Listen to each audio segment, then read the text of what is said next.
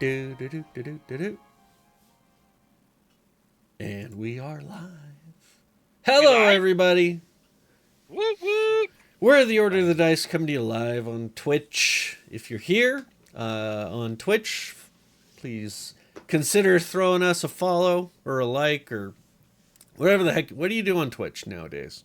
You do the follow. Right. Follow. That's right. If you're here on YouTube, please like and subscribe. Down to Mr. Scott for wrong way. That way for a recap. Well, before I jump into recap, Caleb, did you have anything that you wanted to cover? Because last Before? you had some stuff before I did the recap. But it was No, more I think game mechanics. Okay. I think we're good. Game. We don't need any game mechanics or anything. I think we're good. Go for it. Okay. Perfect. All right. So everyone that is watching, again, we are Order of the Dice. Every week we have a specific campaign we're working on. This one is Fallout, which is actually really exciting because Caleb has taken some stuff that exists and kind of made his adjustments to it to make it a more of a fit for what we're doing. And what we call it is Far Harbor Mysteries. So to give you a little bit of a recap, this is episode 2. We had a 0, a 1, and a 2. And our team is called Tactical Team 1. And they are back in action. They were back in action last time. And our crew of heavy hitters, which are made up of Bill, Doc, Cowboy, Colin, Jedediah, and Boom, pick up right where they left off. They were under siege by the dangerous wildlife of Far Harbor. The fight is intense, with gulpers and anglers emerging from the mist, forcing us to defend the town's walls alongside Far Harbor's residents. So the battle begins right as the episode kicks off. There were only a few rounds of fighting. In the first round, Bill proves his precision as a sharpshooter, downing an angler with a single revolver shot. Boom unleashed a fiery chaos with a Molotov cocktail, igniting 2 anglers and a gulper. Even though the gulper sheds its burning skin like a bad habit, he still did some damage and helped us all out. Cowboy, who's up on the wall, attempted in his first round to assist Doc, who's down in the fray, by pulling him up. But Doc was not super helpful, so Cowboy gave up kind of mid-lift in frustration. Colin showcased his brute strength, slicing off a gulper's leg, only to humorously spit into his own helmet during a premature celebration like this. Premature None of us celebration. But it did hit his mask. Sorry. Hey, it happens to a bunch of guys. You know. It happens. It happens. It's part of what goes on. Jedediah's Gauss pistol delivers devastating damage, while Alan Lee, one of the townsfolk, and one of the security guards, who is just insanely lucky, also helped out against the beast. In round 2, Boom takes out a gulper with explosive flare, while Cowboy and Jedediah each notch kills of their own. Just as the team nears victory, with 1 gulper left, it bellows, and out of the mist comes 3 Mirelurk Kings, and they devour the last gulper. With blood dripping down their faces, they face off against the city. A security guard amongst the group pulls out his own rocket launcher and downs one of the Mirelurk Kings with it in 1 shot, pissing our DM off because it was amazing. Anyway, while Colin and Doc regroup to defense, they were running away to try and get around and into the fences. All right, so that is what happened in round 2. In round 3, Boom and Cowboy, working perfectly together, take 1 Mirelurk almost completely out of the game because Boom tosses a grenade at it, knocking its foot off, while Cowboy hits the same leg, completely severing the leg from the beast as it falls down away from the wall that was tearing a hole into. The Mariner rushes out to try and repair the wall, and teaches Jedediah what he needs to do to help as soon as the beasts are down. The remaining Mirelurk attacks the wall, threatening to tear the town's defenses apart. When finally, in the last round, Boom delivers the final kill shot with his gun instead of an explosion, and ends with a dramatic flourish up and sniffs the smoke from his gun, staring down Alan Lee while declaring, "That's how it's done." All because Alan Lee is an a-hole to Boom. Okay, so after the battle, it's an epic battle. We took everybody out. With Mirelurk Kings defeated, the people of Far Harbor rally together. Jedediah helps the mariner repair the wall, while Doc tends to the wounded. Captain Avery and Brooks thank Tactical Team 1 for their heroics, promising resources and upgrades as thanks. Avery provides Collins with a detailed map of the island. She even marks key locations of interests like the Acadia Synths and Children of Adam, as well as some danger zones on the map.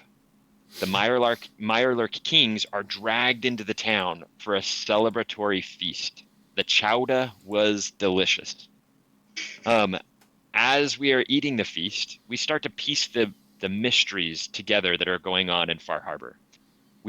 A group of us talk to Mitch, the bartender, and he reveals some interesting information. Some of the highlights that he shared with us were Alan Lee might be the only one in Far Harbor hostile enough to attack any outsiders. Brooks sometimes disappears suspiciously for long periods of time. And all of the attacks that are happening on Far Harbor are happening when they go out on boats, and the boats are what are attacked and sunk. And there are some times where there's an eerie laughter that is reported, resembling that of a heavy smoker that might be laughing. As we leave Mitch and go and meet with Brooks, who is our contact there for the Underground Railroad, he confirms the suspicion of missing synths, noting that they vanished between the first checkpoint, which is with the Acadia synths, and the second checkpoint, which is the northern checkpoint. This disappearing trend started about 6 months ago, which is the same time that the attacks on Far Harbor began. Brooks also directs the team to where he found one of the runaway synths that we've been sent here to gather, and he says that was found near the national park. After that, most of the team separates and goes and finishes eating and to get rest for the next day.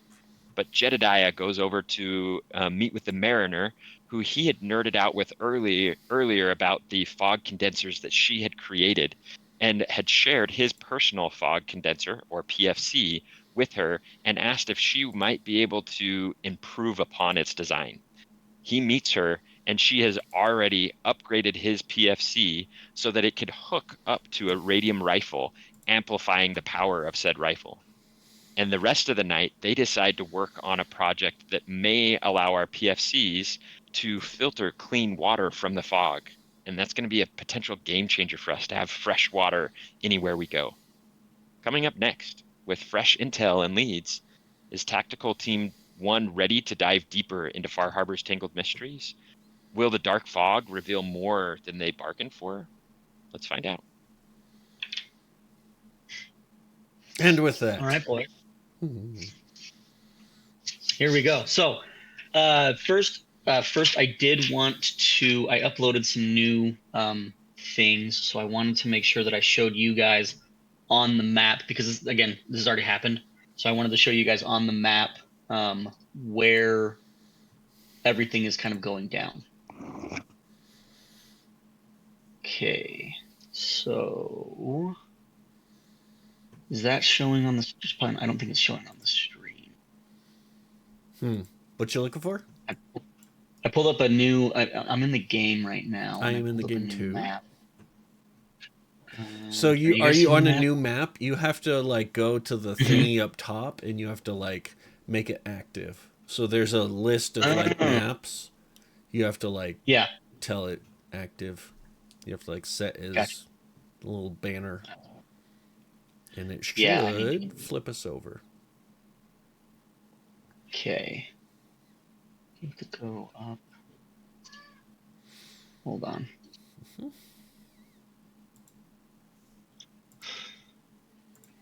So you're talking about in the settings, or where No, is no, it? no, no, Sorry. no. I need. So like literally on the main map, up towards the top, Mhm. there's like a drop down with all the Yeah. images of the maps, and you can select the map that Oh, there we you. go. There we There go. you go. Got it. Yep. Got it.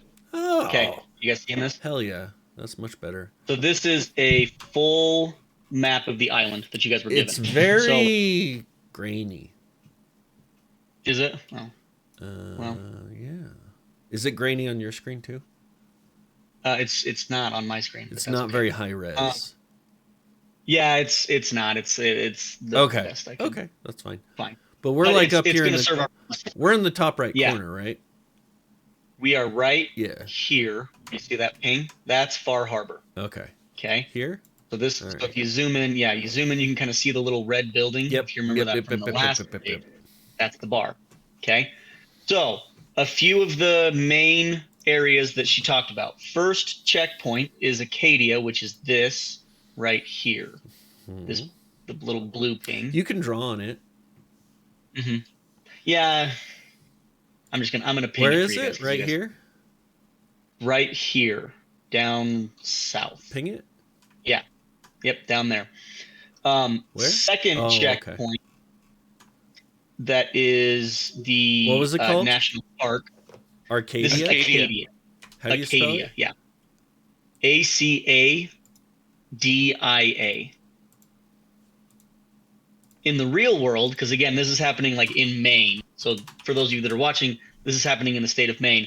In the real world, it is called Arcadia, but because of a lot of the Mm. like blasts and all that, the Mhm. R kind of was removed.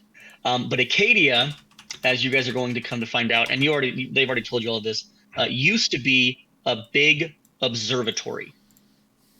Oh, the So observatory. Nice. yeah, when you get there, it's this big kind of dome looking thing. Now the second checkpoint, where like in between Acadia and the second checkpoint, which is right up here, if you can see my ping, that is the National Park HQ. Okay. Mm-hmm. Now, at the National Park HQ, and this is some of the information that was already relayed to you from Desdemona and now from Brooks, who is obviously your contact here. At National Parks HQ, there is a specific secret location where the synths are supposed to hide. Okay, so that'll be important later. You might want to make a note of it, but you don't need to worry about that technically yet. Now, some other things that they are telling you, or that they were telling you, is to get to Acadia, they do suggest that you have a guide. However, if you just want to use the map, go right ahead. If you want a guide, this island right over here, right above Far Harbor, there is an old tracker by the name of Old Longfellow, who is super dope. Think of like just the most curmudgeon-y person ever, and that's Old Longfellow. He's dope. But anyway, Old Longfellow is a guide who does this quite frequently for a lot of different people. He actually is somebody that he doesn't work directly necessarily with the railroad, but he does help a lot of people just in general on the island. He's the oldest, or he's the longest living inhabitant of the island. So if you want to know something about the island, he's the guy to ask. Now, in Far Harbor, you guys have already kind of learned about the fog condensers and a lot of other things like that. And the Mariner, right before you guys kind of left to talk to everybody, she mentioned, before you guys leave, please come talk to me. I have a job for you. So before you leave, make sure you talk to the Mariner. She has something for you guys to do. But that is it for background information, kind of going into the session. Now you guys have had your feast. You've rested for the night. What do you do? Head out. I need weapons. I want to see Alan. You want to see Alan really quick? Mhm. Okay, here, I'll go back to the other map then so you can kind of go talk to Alan.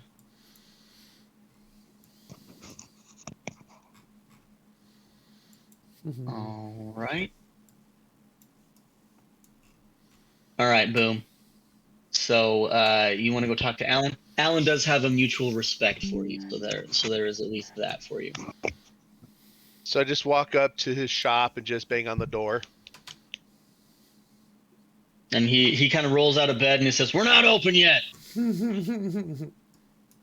Hey, it's Boom. Got a quick minute? Oh, this guy. You And mainlanders always wanting things. Us with our I have damn money. I have a bottle of whiskey. Will that buy me a few minutes of your time? That'll buy you more than a few minutes. Come on in. He opens the door, lets you into the store. Now Alan again is the arms dealer, so he's got all sorts of cool stuff. He's got any of your standard guns. He's got some guns that you guys haven't seen. They're not like anything abnormal, just different rifles and different pistols that you may not have seen yet, just from the mainland.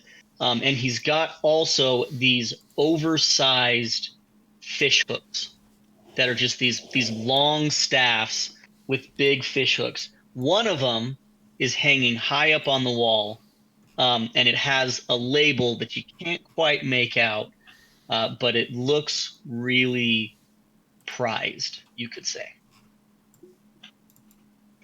Hey, I bring a peace offering. I know I was a dick when I got off that plane. You got any cups? Yeah, I got some cups. He brings out a couple of glass cups. Sits down on the table. Sits down at the table with you. So his table is like right next to kind of his booth. So I'm looking around, and as I pour, I'll look up at the fish hooks. And what in the hell is that gonna catch? As I'm pouring.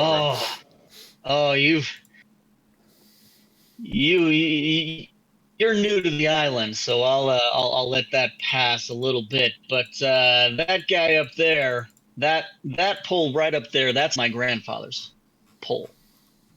That is the pole that on this island famously was the first close-up person to pass the captain's feast ritual.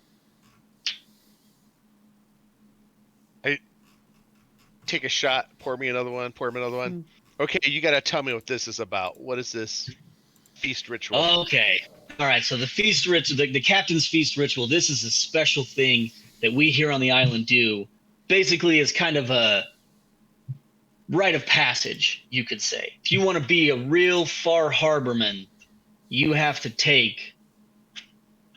make the captain's feast. To make the captain's feast, though, you got to do some pretty crazy stuff. I'll just tell you right now. I've done it myself. A few of the others have done it here. When we're and my grandpappy was again the first one to do it without a gun. He did not use a gun. I want you to understand how crazy that is. What you do for this, you got to go clear to the other side of the island, which is a big mirelurk nest. You drop meat into the water to attract the mirelurks. Okay? And you got to fight off depending on how many are there, you got to fight off anywhere from 5 to 10 by yourself. Nobody can help you. Okay?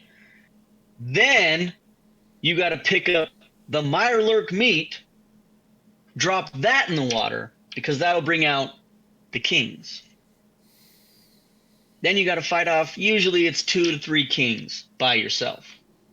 When you're done with that, you got to take the king meat, put it on a hook, and dangle it so that Big Bertha, which is what I call the mirelurk queens, will come and attack.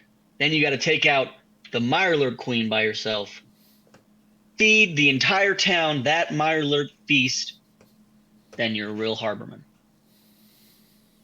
That's what it takes. I need more than a bottle of whiskey to do that. Oh, Alan laughs at that one. He says, "Yeah, I'll tell you what. I was so hopped up on something that day. I don't even want to tell you what." So what did you use? What did you kill them with? Well, I used a couple of different things, mostly traps. See, what I did is I set myself up so when you get to the water, there's a little piece right in the middle where the water kind of comes back up. and there's a little tiny little mini island, I called it. And all around there, I put down cow traps, bear traps, and I just stood there, no weapons in hand, brought them all to me. Not a single one touched me. Whoa, Alan, you're a crazy son of a bitch. And I go to kind of cheers with you. I'll drink to that. I'll share that with my compatriots, and let's see how the next couple days go.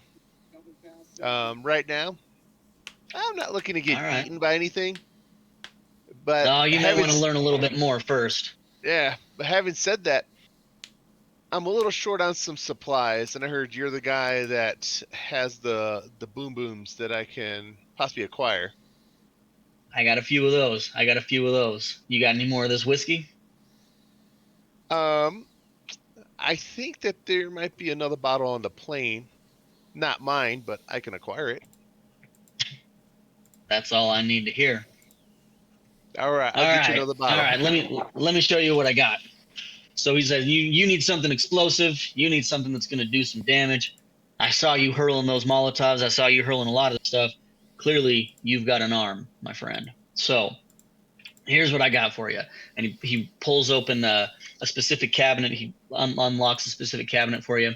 And you see just a massive array of all sorts of stuff. Everything from frag mines, frag grenades, cryo grenades, you name it, he's got it. You know what? Let's get the baker's dozen. Give me a little of everything. Baker's dozen. All right, that'll cost you. I'm going to tell you right now, I'm running a business. I'm not running a charity. However, for the generosity of some of the whiskey, I'll throw you one Molotov frag grenade free of charge for the whiskey. I appreciate that. And I would gladly take it. And pour another drink. Are the rest of us in there with you? I don't know. Did you guys come with me? I'm going to say, since nobody has said that they're playing Colin, I'm not going to play him, but I'm going to say Colin goes in with you.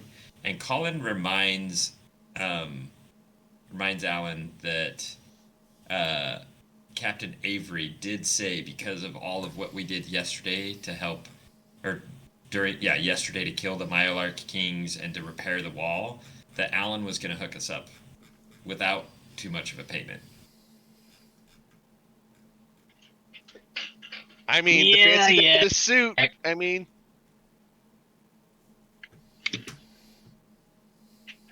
all right. I'll give you one other thing. I can't give you my grandpa's pole, but I can give you guys a fish hook. One of these big fish poles.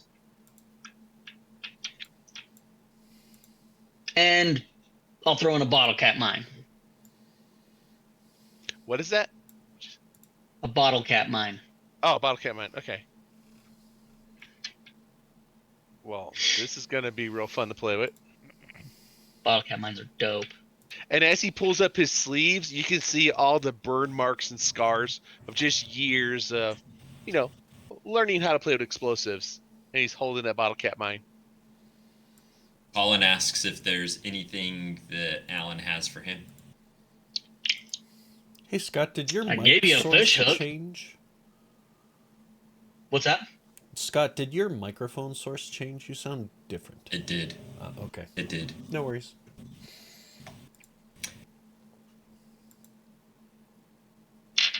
So, other than a fish hook, anything you got for Colin?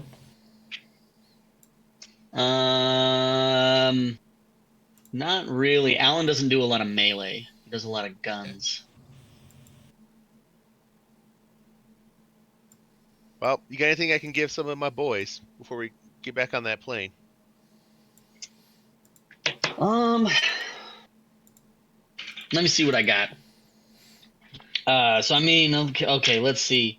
Most of you, you're using your different pistols and all that. I can. So he tosses you some ammo for free, which again I told you I was going to kind of supply you guys with, so you didn't have to think about it. I just want ammo. So you know he tosses you a bunch of ammo, and then he tosses you. Here, you know what? I'm gonna roll for it. We'll see if he tosses you real quick. Okay. Oh, that's a pretty good one. Let's see. On my list, he is going to also give you. Okay. He says, "Which one of you is the nerd, the computer nerd?" It might be our pilot. All right. So he'll probably know what to do with this, and That's he hands you a chip, like a little computer chip. Yes. And he says, "This here is what we call an enhanced VATS guide. So what that'll do is it'll help you and yours. If you're in the middle of, you got some time, and you can set yourself up to aim.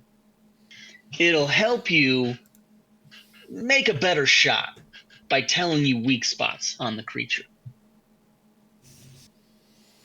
Sweet. Yeah, but it does require an action point. To place it on a device, it requires an action. No, to use it. To place it on the device. I mean, so all of you have, I assume, most of you probably have the little pit boys, which are the mini computers of the Fallout universe. Or at least some of you have them. So it's something that you place in that to give you basically an insight into the weaknesses of creatures if they're in the database.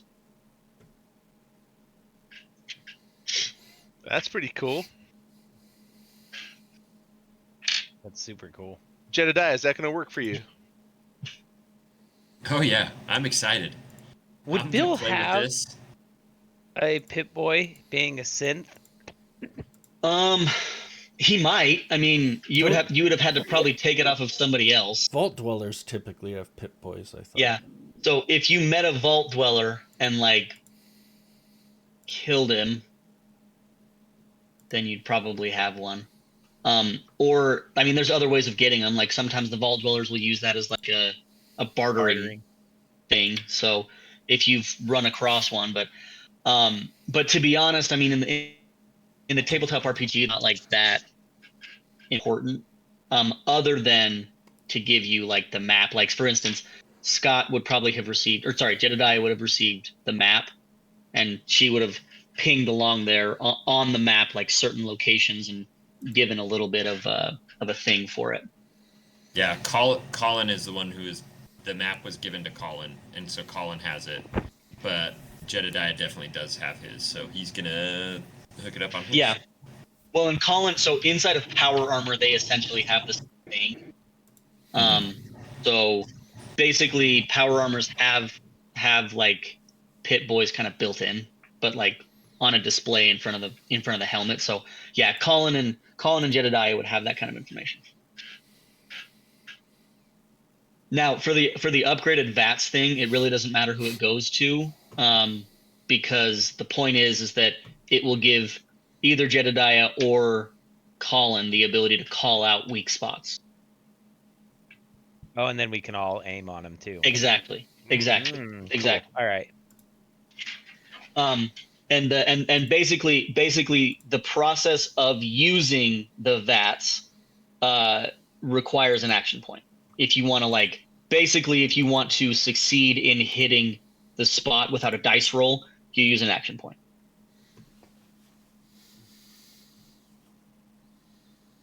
So again, you can do it, but it does require something. But even knowing the weak points, it does make it something where it's like you can roll to, with a number in mind instead of just randomly hoping for something. Well, All right, Alan, anything that else looks for awfully Alan? damn nerdy, and I think Jedediah is smiling like crazy. I appreciate that. I'll tell him not to cream his pants.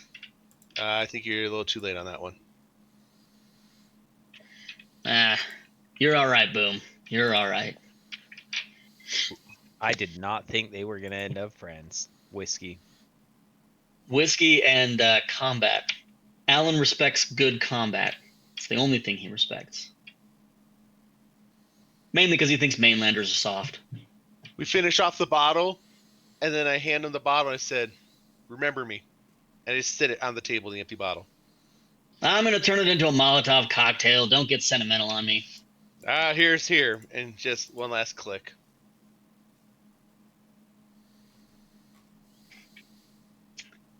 All right, you guys drink up.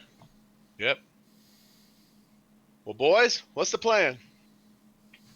Well, we need to go and see the Mariner before we go anywhere. She has a mission for us.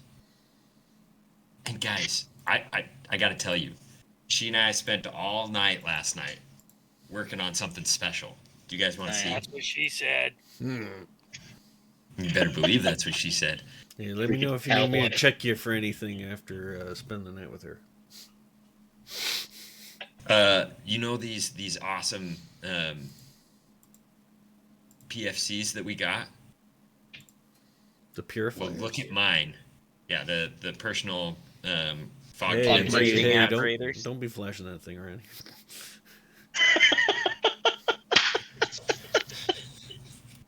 Gross. You got to look at this.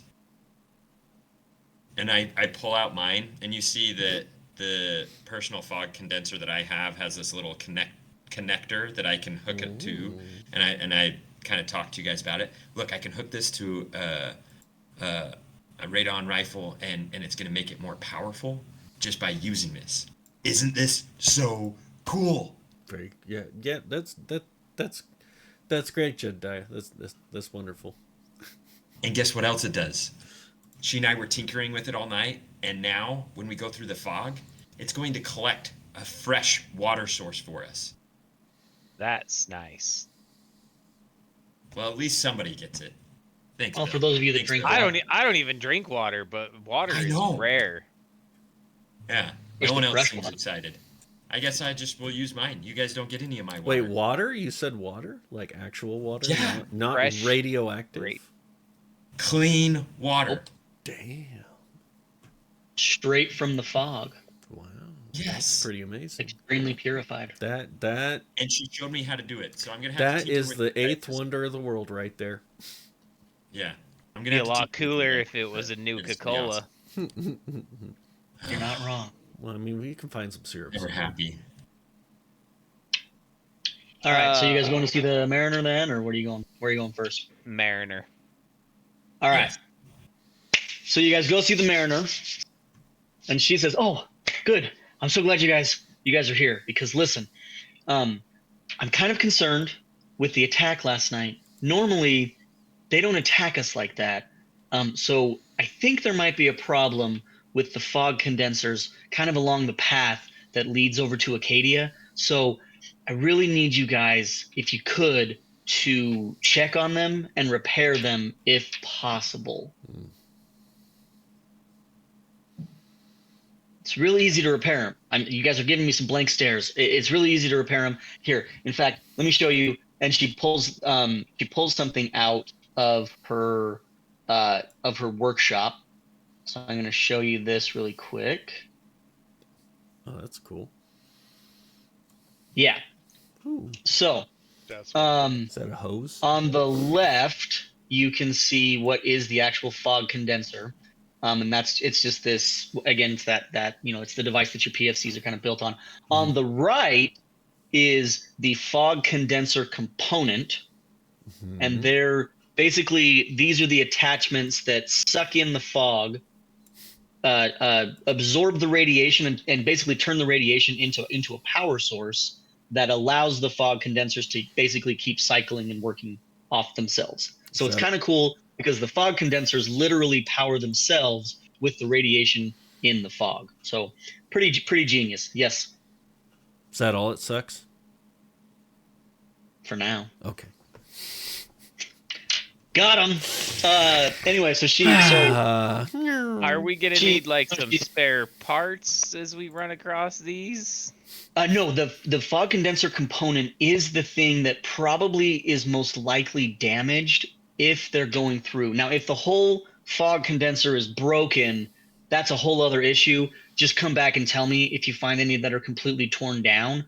But in my experience, the thing that the Mirelurks or other things tend to go for is the component, because is this specific fog condenser component, because it makes a noise and it usually attracts wildlife. I'm trying to come up with a way to make it a little bit like more silent, but I haven't really figured it out yet. I really need to honestly go to Acadia sometime, but I just don't have time right now to talk to Dima over there, because he's kind of the guy that helped me figure out how to use these, and he helped me program the fog condensers to work the way they do. Does that mean our little fog condensers that we're going to be wearing around, well, not me, but everybody else is going to be wearing around, are going to attract wildlife too? Probably not, because they're smaller. So, if you're wearing them, you can probably notice a small noise, but because they're tiny, it probably is just kind of like it would sound like a very small fan.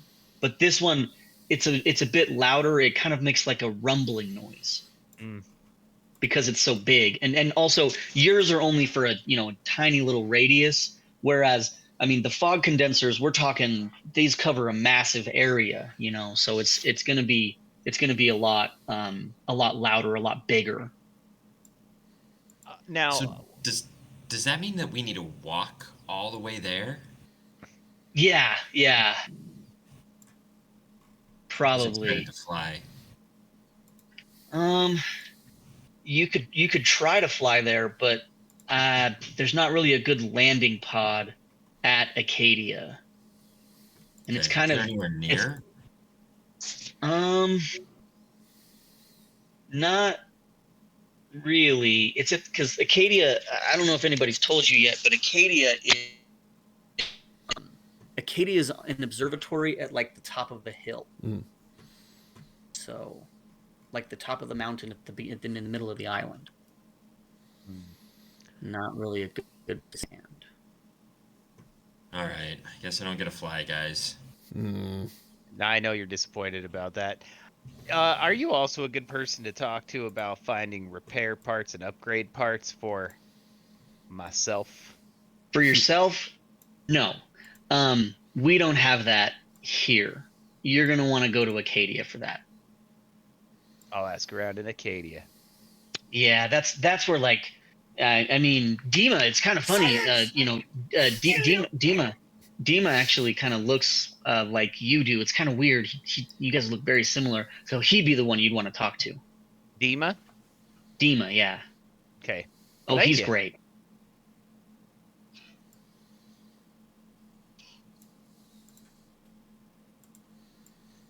Anyway, do you guys want to do fog condensers? Please give me any spare parts that you have, and I will. Sure. I will take them, and maybe I can do some of the repairs on my own, even if they are a little more damaged. And yeah, Mariner, we'll work on that for you. Okay, so there's about 6 along the path up to Acadia. I don't think that the ones near Acadia would be damaged, but just in case, I'll give you 6 of these components, because I've got a bunch of them that I've been making. Perfect. I got no problem. So she hands you. That's what I like to hear. Okay. So she gives you the components, and then she marks along the map basically the kind of pathway here, and I'm going to draw these on for you.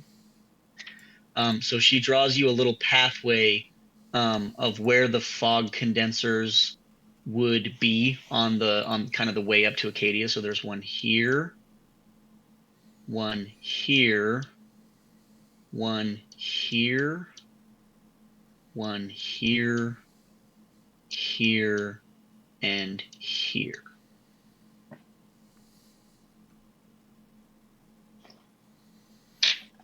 Lots of travel. Yeah, well, you got to go along the pathway. I mean, so you guys, if you can't tell, because again, the map's a little too grainy. A lot of this area, these are all like cliffs, basically. So like all of this is cliffs, and there's a path basically that you can go, but it's like basically you've got cliffs, forest, everything all around it. So I'd assume also if we're following the path, there's less radiation because that's the whole point of because that's path. the fog condensers. Exactly right. Exactly right.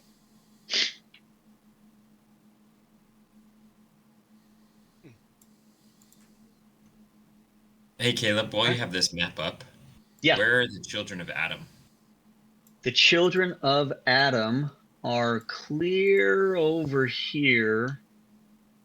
Here, you're gonna need to look pretty far I'm zoomed out. down. Well, not down, but like there. Oh, whoops, I went too far down. The children of Adam are right here. Here, I'll circle it. Yeah, the children of Adam are there in a nuclear submarine. Okay. I knew they were in a Called- submarine, but I didn't know where they were. Called So. yeah, called the Nucleus. The nucleus. Mm-hmm. Pretty cool. So those are your three main factions: Far Harbor, Acadia, and the Children of Adam.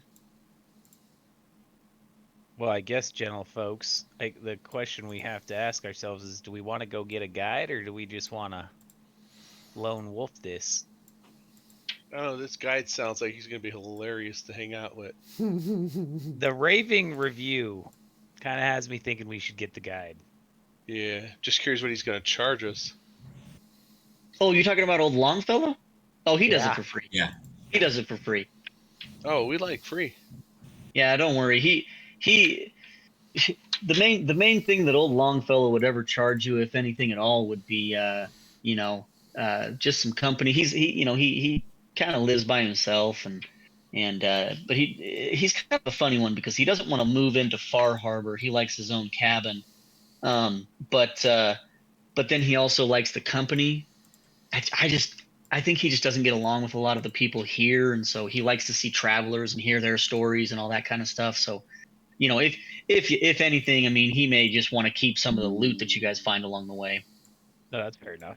Well, I like free. That's a good price. Yeah, he just likes doing it, to be honest, and he knows, between you and me, I think he knows that he's not long for this world.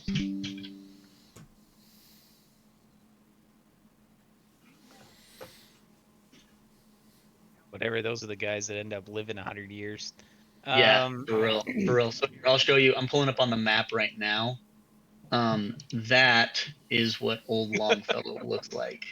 Oh my gosh, I love it. Yeah, we're gonna go pick up old Longfellow. Oh my gosh. Where? He's So like, old Longfellow is in the cabin, just basically right across the way. Oh, I So got yeah. I got a picture for you guys. You guys see Series of Unfortunate Events and what Jim Yeah. Carrey looks like? that's exactly what. Yep, Yep. that's old Longfellow. But yeah, old Longfellow's dope. He's a good dude.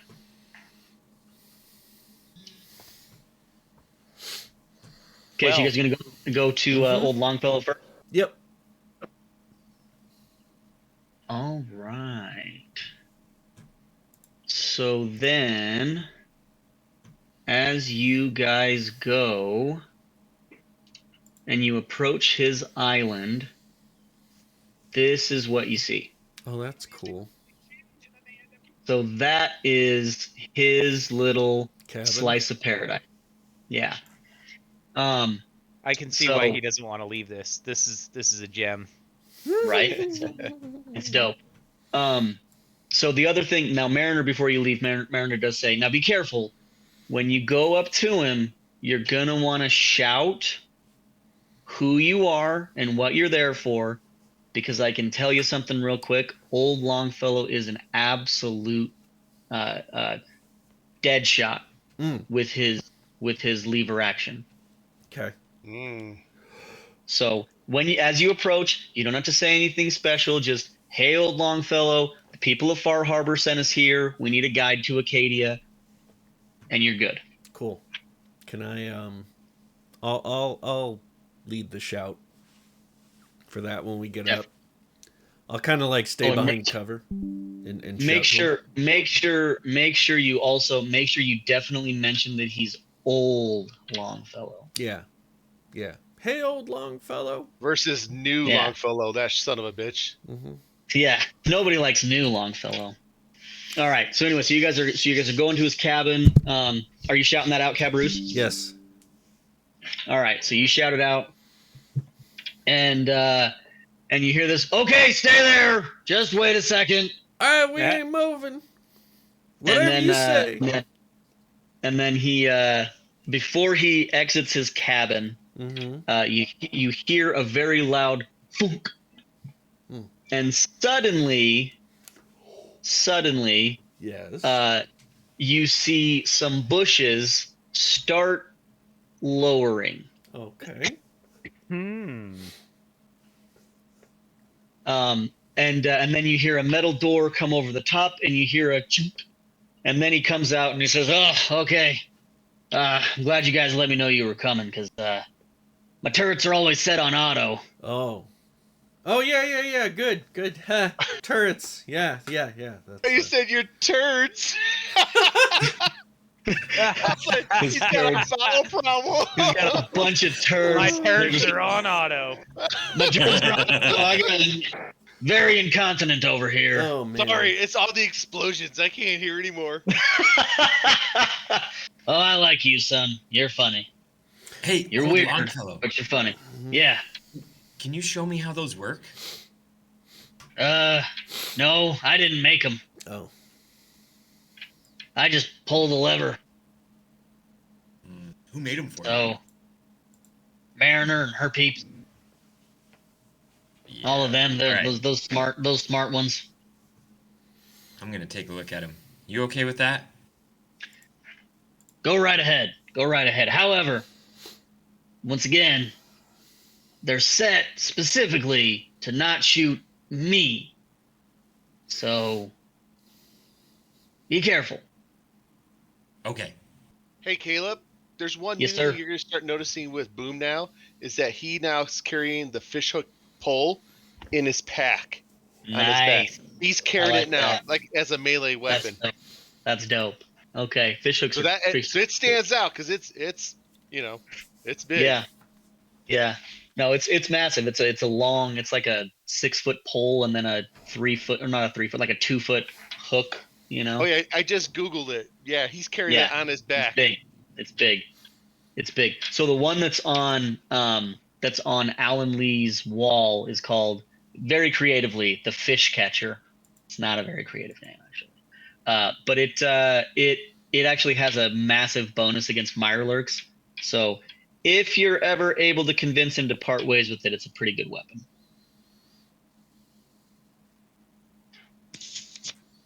I want it just because it's a lever action. Yeah. Well, the lever action. I mean, Alan will give you a lever action for the right price, and he has some pretty good ones. But they're expensive.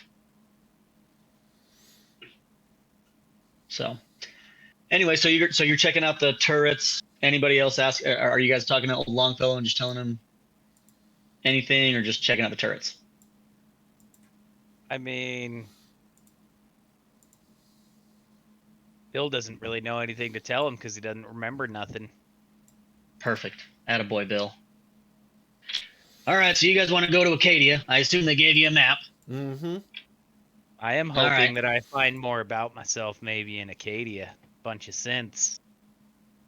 That's a good wish. May happen. I don't know. I don't usually go in.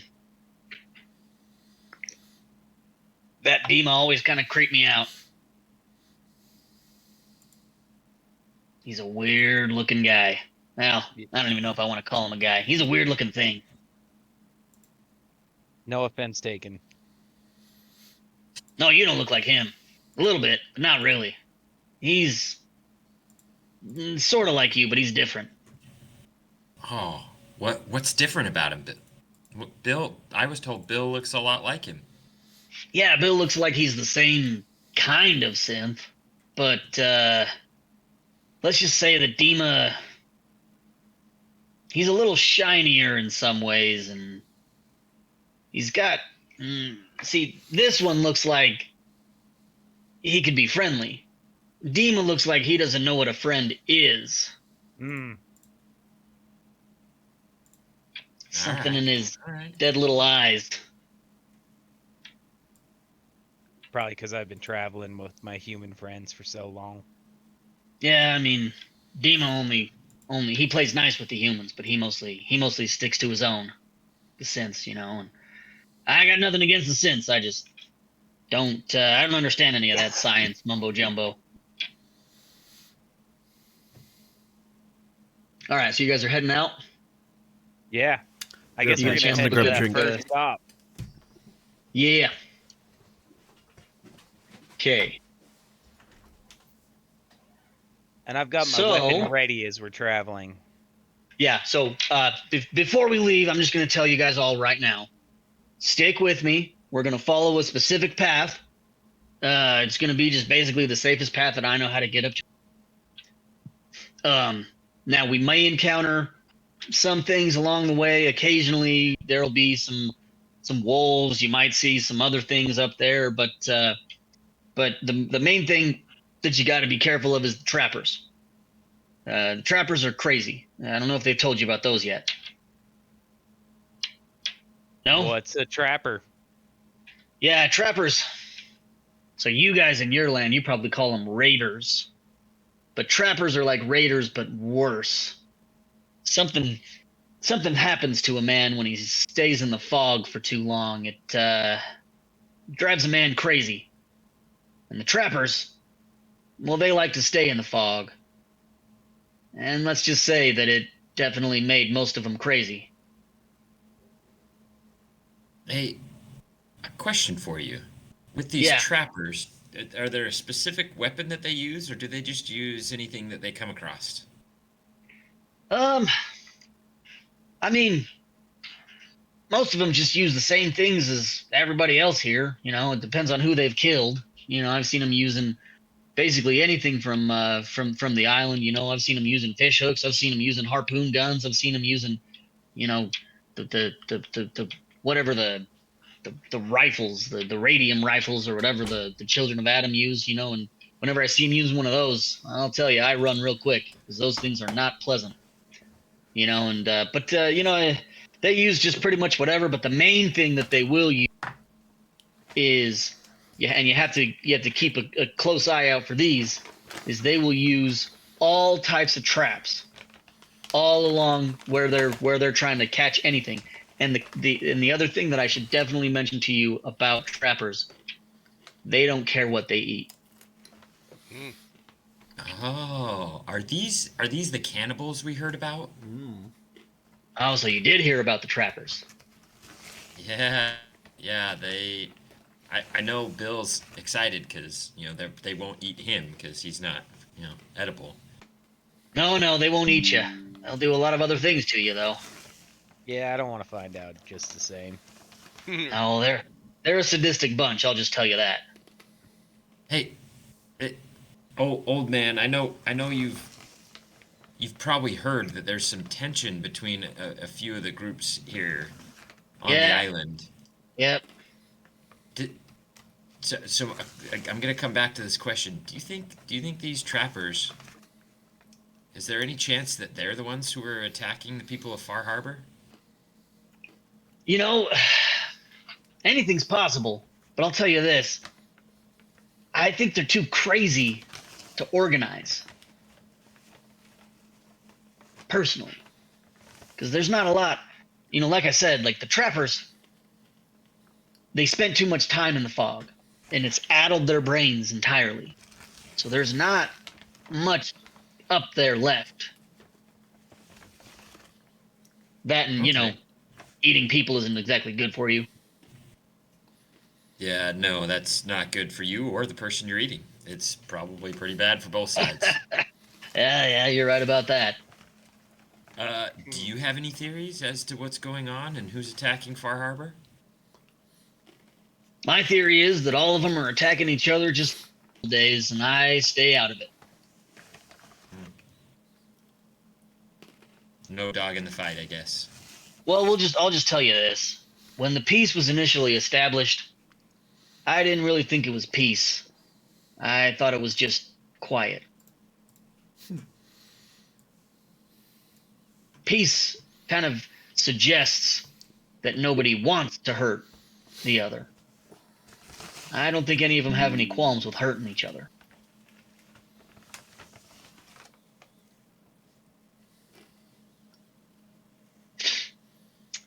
All right, well, let's get going. So you guys are gonna cross basically this bridge right here to get back to the main path, basically the way you kind of came in. Okay. But before you leave, he tells you guys to kind of get out about 100 yards, So we don't and get then he's turreted. so you're gonna he's gonna rearm his turrets, his turrets. Yeah, he's gonna rearm his turrets. And Did I learn anything basically when I studied them? when you say the turrets, Yeah, when I studied the birds. give me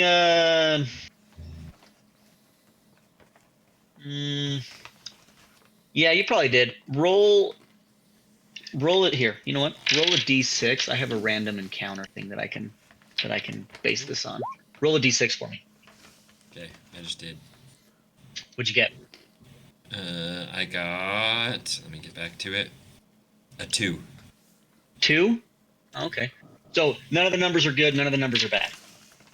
They're just different parts. Okay.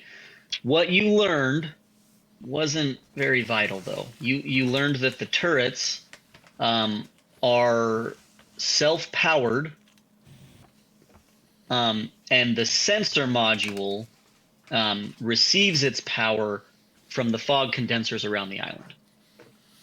Okay. But you did learn that fog condensers can power more things than just themselves. So that's pretty cool. Yes, excellent. Give me another roll. Roll a d20 for me, really quick. Okay. What's he trying to do? I'm doing something random here. I'm gonna see if he. 11. Let's see what he learned. And what is your intelligence? My intelligence. Here, you can just set the difficulty. Is- So you can say Eight. like No. This is a different thing. It's not a difficulty thing. It's a what did he learn thing. Okay. 8 is my intelligence. Okay, that's good. That's good then. So then what you learned is how. So you have now learned that the fog condensers can power other things, right? So because you studied with Mariner on how to turn the PFCs into basically things that arm weapons, now you know how she did it. Ah. So you have now learned how to redirect the power that is generated by the fog condensers. That's helpful. Extremely. Yes, it is. So now I've got all again, sorts of not a difficulty thing, a schematics thing. So anyway, all right. So he's got them all armed, and you guys are going to start going up the path. So you're going up the path, and Is it you're daytime, coming up. nighttime? What time of day is it? Daytime. Again, you guys ate, spent the night. You woke Alan up in the wee hours of the morning, if you remember. You talked to the Mariner. You're over here. It's probably about 9 a.m. Okay. You know, so it's fairly early. You've got Longfellow, full visibility minus the fog until you get to the condensers, provided that they're not broken. So you guys are coming up on the first fog condensers here. So far, you've seen some wildlife. Nothing's really come out at you. And as you approach the first fog condenser, you see that it is in fact broken. Jedediah, that's all you. Yeah, you've got the skills. I kind Yep. of post Jedediah's up, gonna go check on it. Okay. to kind of keep an eye in a specific radius to make sure Can I that he's assist? protected as he goes in. Yep. And I'm So gonna be Longfellow, back against Abram so that I'm going Yeah. kind of looking the other way.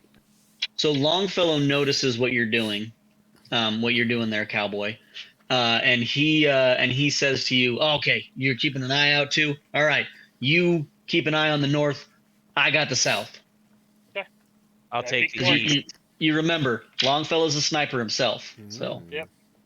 this guy's got you. What are we doing? You're repairing the fog condensers. Okay.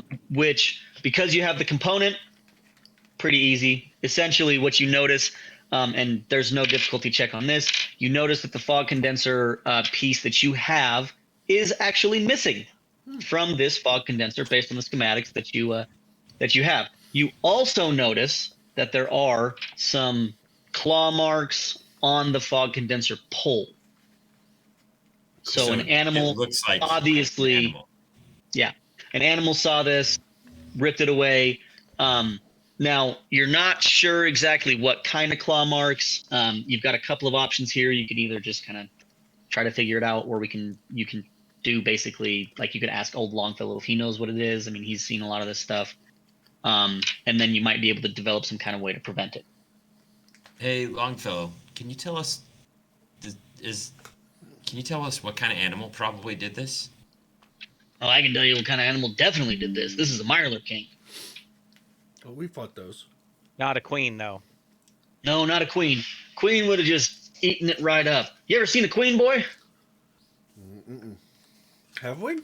Queen, No, we queens, saw the kings. queens. So kings are about the size of a man.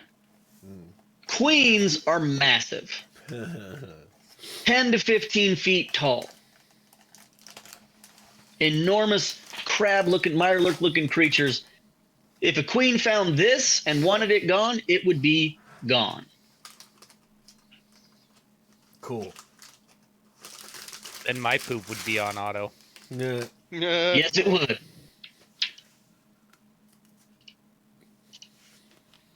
Yeah, let's not run into those yet. Okay, so again, fairly easy to build them to repair this. He has the schematics. Easy fix. Just basically pop it back into place. It welds right in, and then you start to hear the loud whir of the fog condenser, and now you understand this is why it attacked. Makes sense. But yeah, the nice thing with fog condensers too is that once you hook that component in, it just powers itself right up. All right. Let's move on And now, to the next one. and now you can kind of see. So here, I'm going to go back to this really quick just to show you. Now you can see on the fog condenser, that bright light indicates that it's working, that it's sucking in the fog, and suddenly everything is a lot more clear in the area. Good job, Jedediah. Let's roll to the next one. I think Scott left for a second, but yeah, we will roll back. on to the net. Oh, there he is. Okay. All right, cool. So you guys get that one all fixed. Longfellow says, okay, all right, let's keep going. As we're moving along to the next one, I want to look off to the sides of the road too, and see if there's anything of interest. So along the path so far, most of what you see is dense forest on the south side, and on the north side, it's a cliff. So not a lot. Not yet. Okay. All right, so you guys are approaching. You guys are approaching the second one, and oh, you guys are lucky. This one does not look like anything has happened to it. You could hear the noises you were approaching. You could hear the loud whir. Sounds like it's working well. The fog's being sucked in. You can see the light. We're good. Longfellow takes a second, kind of looks around and looks down at the pathway, and he says, hold up. Just a second. Just want to see something. And you see him kind of fiddling around with some like pine needles for a second. And then he stands back up and he says, nope, false alarm. Never mind.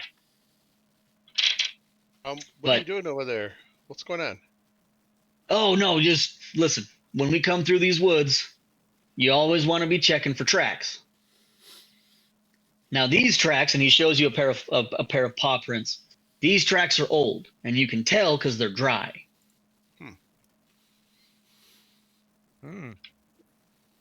We're learning stuff from Longfellow too. This is helpful. Dude, Longfellow's the man. You guys are gonna learn that. He's super cool. He's one of my favorite Fallout characters, just period. Anyway. He's a curmudgeon. He's hilarious. He's just crazy.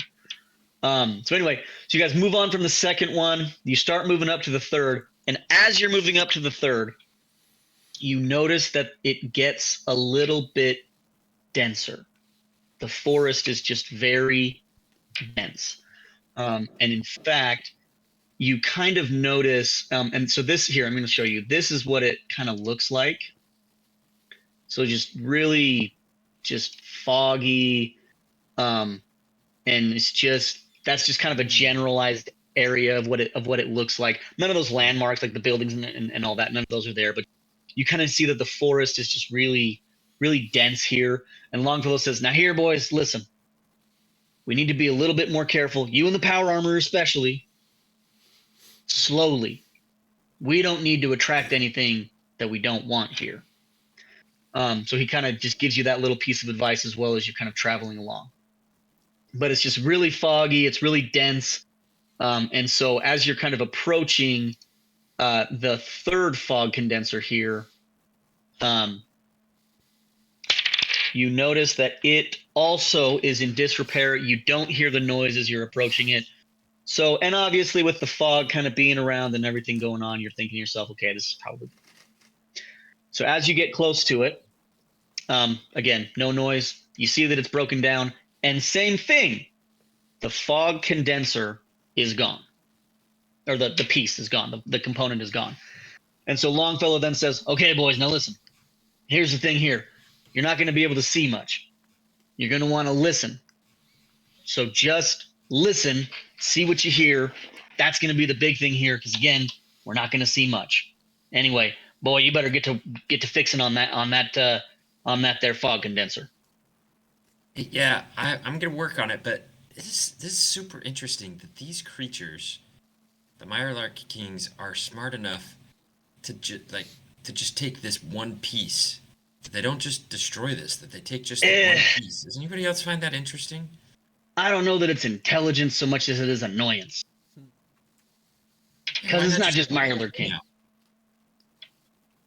It is odd that they took that one out because that one is really Far Harbor. That is interesting.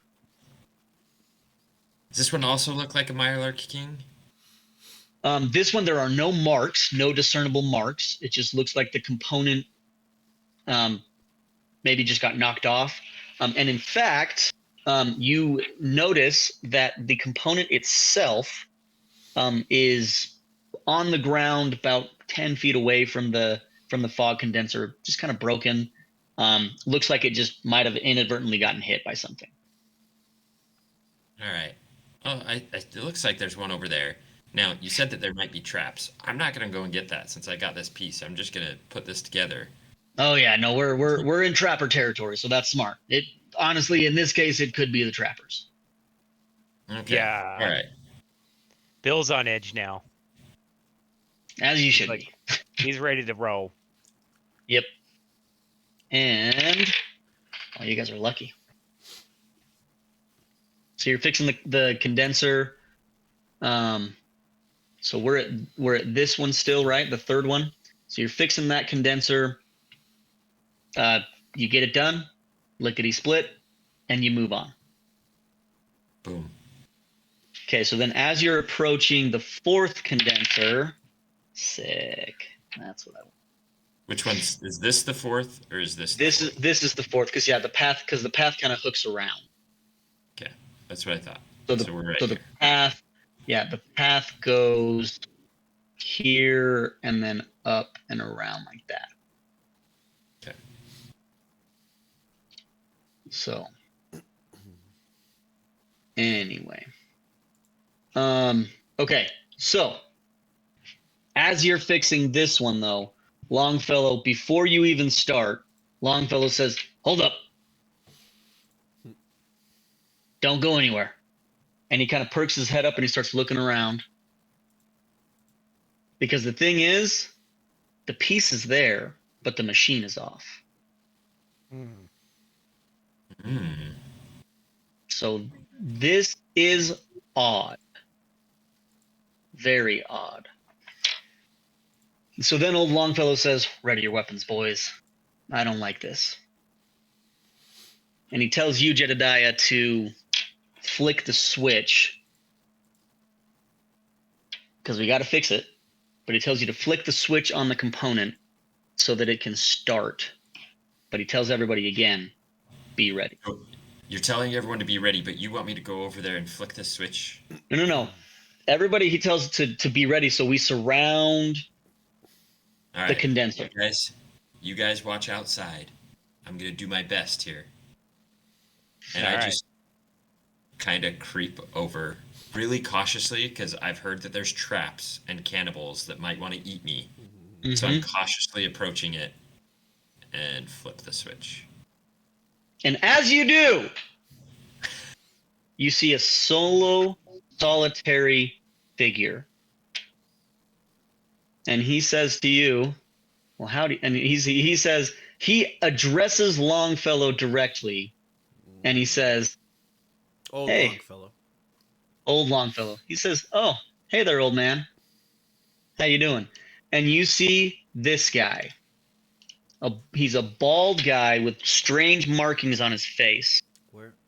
And old Longfellow immediately says, Ware, swear to God, one of these days you're going to kill me. And then Ware introduces himself as, well, I am Zealot Ware. Good to meet you guys. I heard we had some visitors on the island. Avery and I talk every now and then. But welcome. I am the liaison to the children of Adam. My name is Zealot Ware, as he has said, as old Longfellow said. And I won't say that I didn't mean to give you boys a fright, because I absolutely did. But good to meet you all. Why would you give us a scare? Because it's funny. Oh. Okay. Anyway, I'm sorry. I couldn't resist. I heard old Longfellow coming from miles away, and that guy, he's a brilliant tracker, but man, if he ever catches anything, it's got to be the deafest thing ever. And old Longfellow looks at him, and you can and he shakes his hand, and he says to him, God dang it, Ware.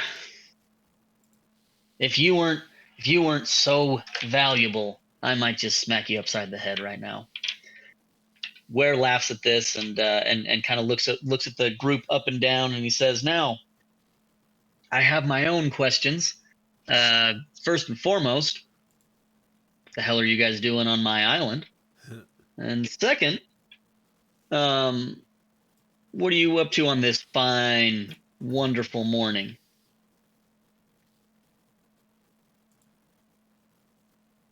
Well, Colin steps up in his armor. And I don't speak to robots. I'd like to speak to a human. Well, that I'm throws not me a off. He's I'm not a trolling. robot. He says, prove it. Colin lifts his mask up and he's like, hey, we were invited to this island, and who said it's yours?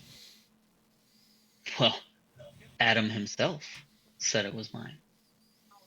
I'm just messing with you. I'm just kidding. I actually don't even buy into a lot of the Children of Adam stuff. I just have a lot of friends over there. I'm just kidding with you guys. And I knew you weren't a robot. Now, correct me if I'm wrong, sir, but that is a genuine T60 power armor set. That is a thing of beauty.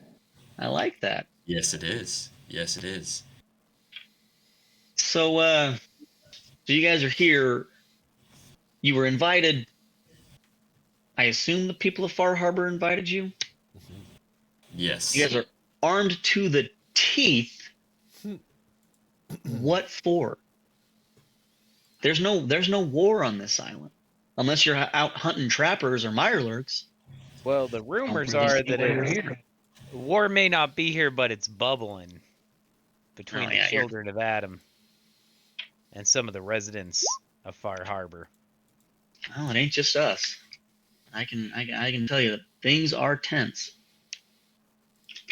That's what we're here to see if we can help. Well, that's good. That's good because if there's one thing that I don't want, it's I don't want us to be doing any of the crazy things that we could do. So it would benefit the island most if you guys can get to the bottom of this. Now, what can I do to help? Well, let's start with, do you know anything about what might be going on? You know, I know that there's been a lot of attacks, and I know that nobody wants to own up to it. And if you want the honest truth, I don't think anybody's lying about it.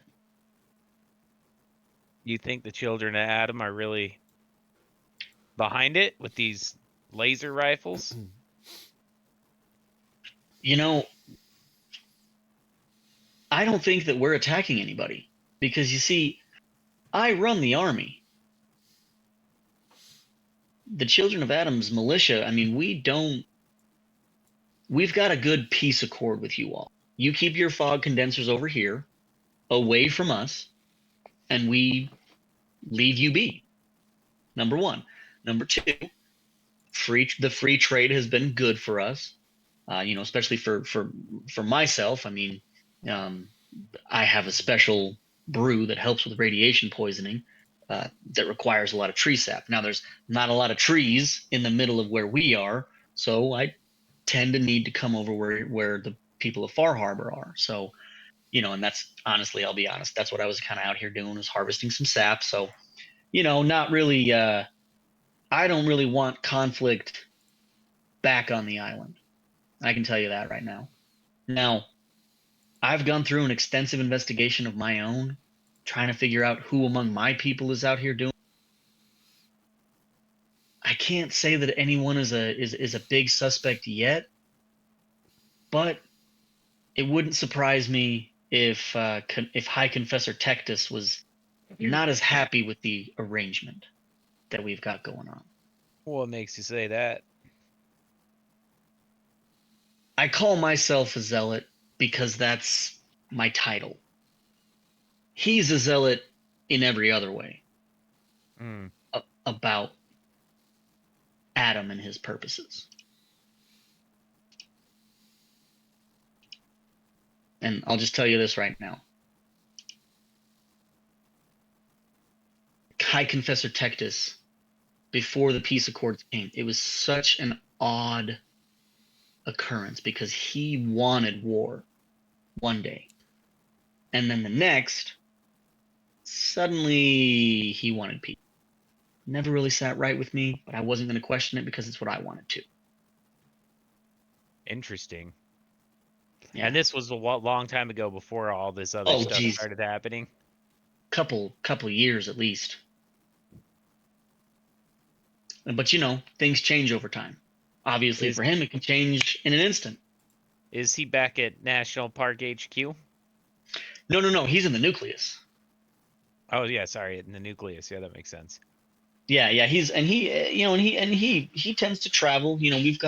We've got our holy sites up and down our side of the island, and and he travels to the different springs, and he consumes the sacraments of Adam, from time to time. And so, to be honest, it wouldn't surprise me if he had a little radiation-induced vision and decided that it was time to attack. So, to be honest, if I was going to start with anyone there, I'd try to figure out a way to get onto his good side and talk to him about it. Thanks for if that. you want to find out who's doing it from the nucleus. Hey, Jedediah, we should actually, I'm just gonna ask him, do you know where we could get our hands on one of those radiation guns? Do I know? Yeah, at the nucleus. Or I've got one, but it's mine. Yeah, you probably need to keep yourself defended too. I've got so many guns. Oh, you've got so many, so you've got an extra. Could I have one? Why do you want it? Oh, I want to find out how it works. It's He's a gun. Tinker. You put the bullets inside of it, you pull the trigger, and it fires. Well, yes. So he's a little suspicious. I like to find out how things work. And that's all you want to do is find out how things work? I love finding out how things work, and then I like to improve on. Like, I I know everyone's weapon is special to them, so I don't want to be messing with your weapon, but I want to show you something I've been working on. I want to see if it actually does what I think it's going to do.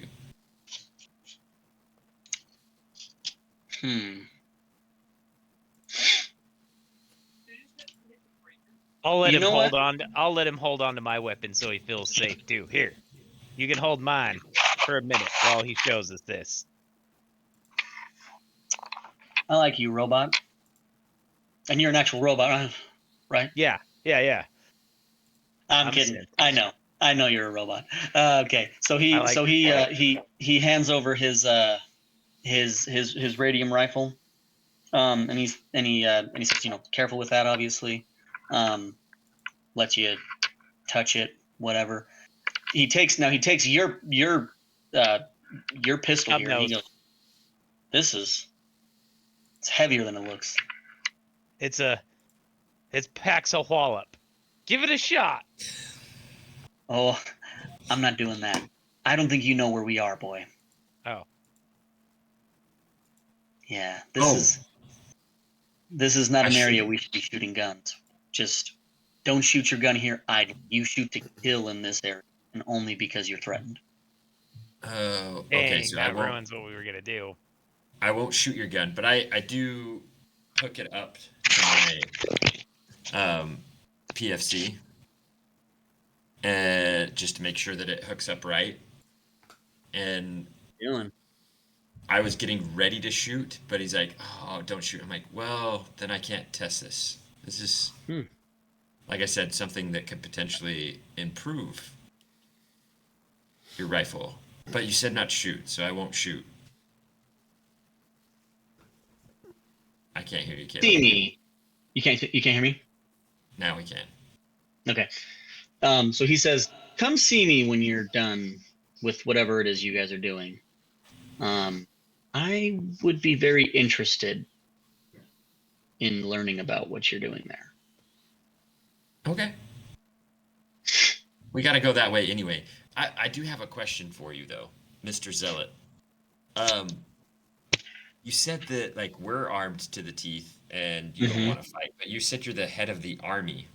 So if you have an army, Well, isn't it's that more the of a same thing as militia. us being- Okay. It's Okay. it's a militia.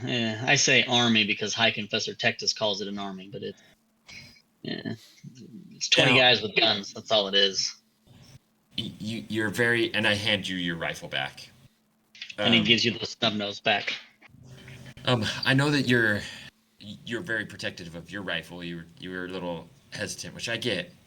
More than Has there anything been- else, I just don't know you, and I don't want you to shoot me. I gotcha. Who keeps track of all the rifles for the Children of Adam? Well, we have a few. Yeah, we have a few people. Generally, that's my my right hand man, Devin. He's not able to fight. The radiation actually has some pretty dire effects on him, which is one of the reasons that I invented my my brew here to cure the radiation sickness. But he's brilliant. He's got a great organizational mind, and he tends to keep track of all the weapons that we have. Back at HQ. Though that's not to say, I mean, plenty of us die on the island too. And so there are a few of them that I'm sure he could tell you which ones, but there are a few of them that are obviously out and about on the island. Yeah. Would he? That's if impossible we to do that. found one, if we found one, would he recognize whose it was? Yeah, he definitely would. He definitely would. He labels all of them in a specific way that only he understands. Okay, good to know. Good to know. Have 'Cause any come up missing lately? Yes, but again, that's fairly normal. I heard rumors that there was one that was found that was used in an attack. So Do you have it? I don't. But Do you know who does? let me check my notes here.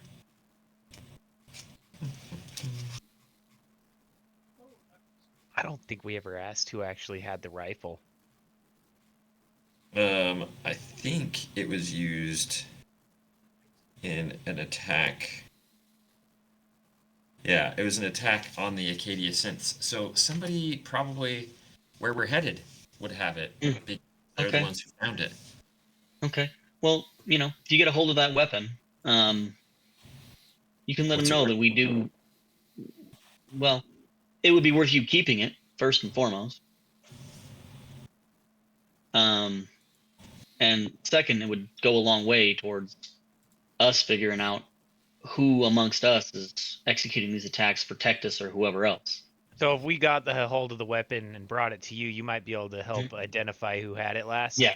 I mean, again, I would take it straight to Devin, but Devin would know who it was commissioned to.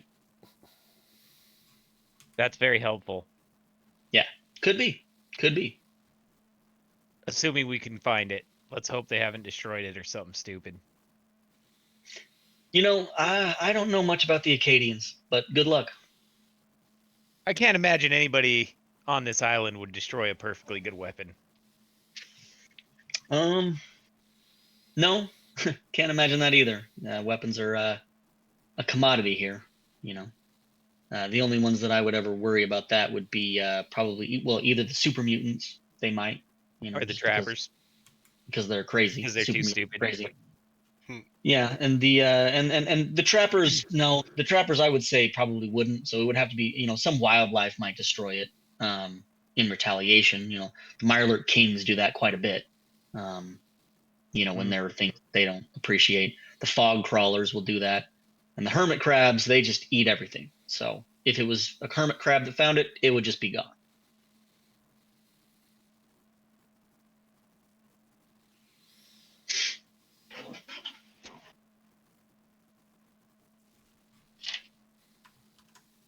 All right. Any other questions for our homeboy Ware? Mr. Zealot, thank you for being so helpful. And Good luck to you boys. we look forward to eventually talking to you. Oh, I look forward to it as well. All right, so the fog condenser is fixed. You guys move on to the next. Perfect.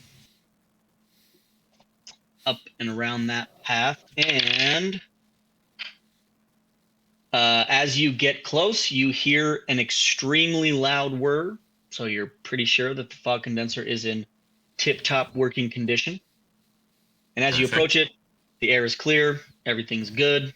I literally rolled a 20 on that, so that's fairly disappointing. So it's actually in the most pristine condition you've seen amongst the fog condensers to this point.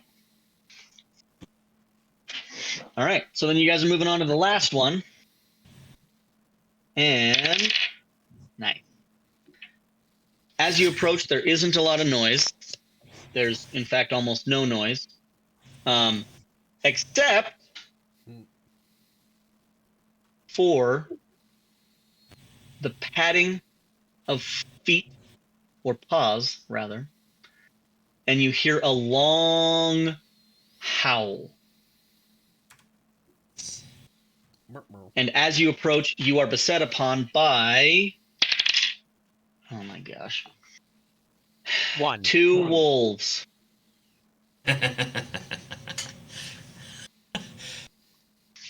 I rolled a 19.